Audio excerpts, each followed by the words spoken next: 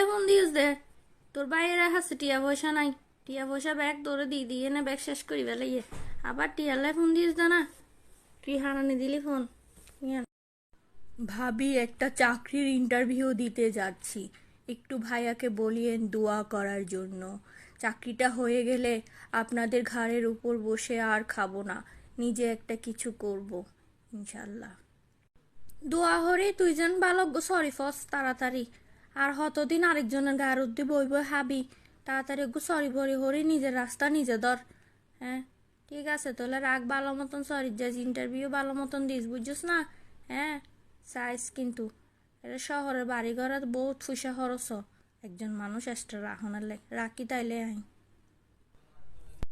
না চাকরিটা তুমি মিলাই দিও চাকরিটা আমার অনেক দরকার হ্যাঁ কে কে ডাকেন তাড়াতাড়ি সবাইকে দেরি হয়ে যাচ্ছে আবার আগে সাহসী দিব্যার পদের মানুষ আসে ৭১-এর মা জননী কোথায় তোমার মুক্তি সেনার দল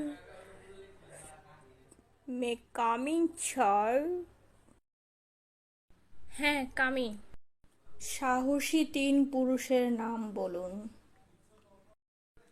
আমার দাদা আক্কেল আলী আমার বাবা মক্কেল আলী আর আমি বেক্কেল আলী এই হলো সাহসী ৩ পুরুষ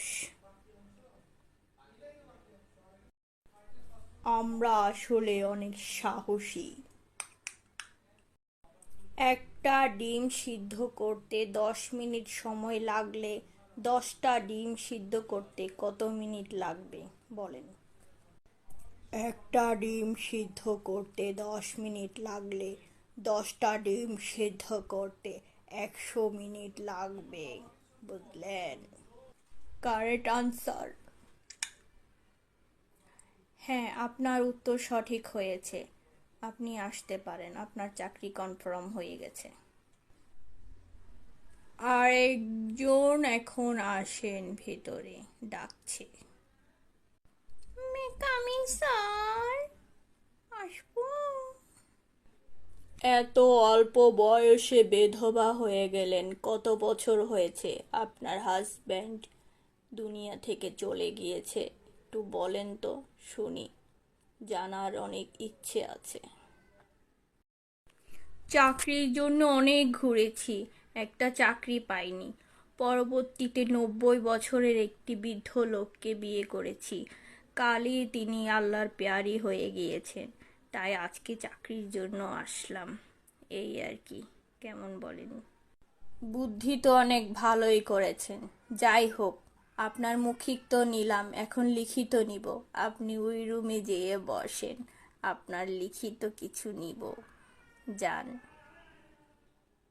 ভিতরে আরেকজন আসুন স্যার ডাকতেছে আমি যাব আমি ভিতরে যাব আমাকে নিয়ে যান আমি আগে পরীক্ষা দেব আমাকে নিয়ে যান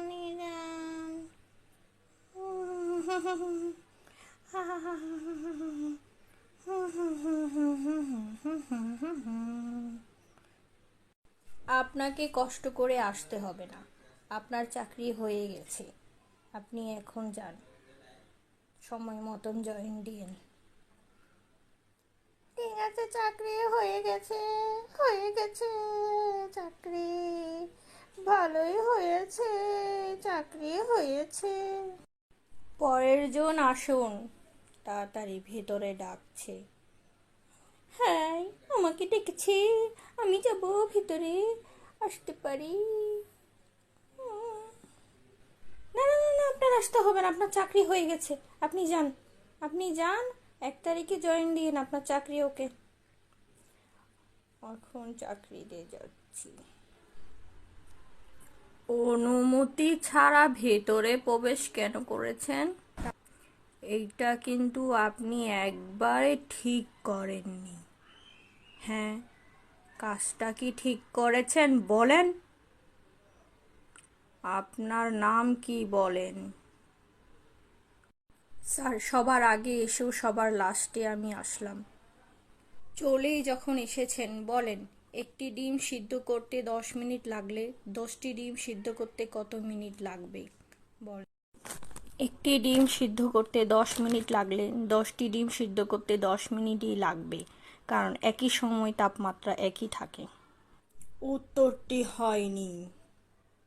আচ্ছা, শুনেন, আপনি আর আপনার ওয়াইফ সাথে আপনার মা আপনারা কোথাও ঘুরতে যাচ্ছেন।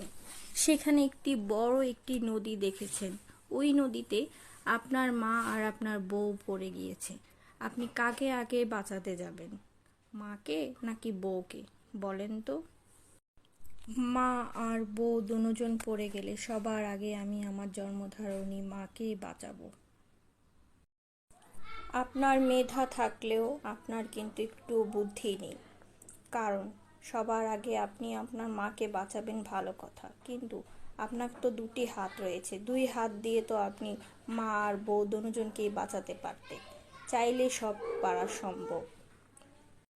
ভুল প্রশ্ন দিয়েছেন, আপনি এখন আসতে পারেন। ম্যাম, তাহলে কি আমার চাকরিটা হচ্ছে না?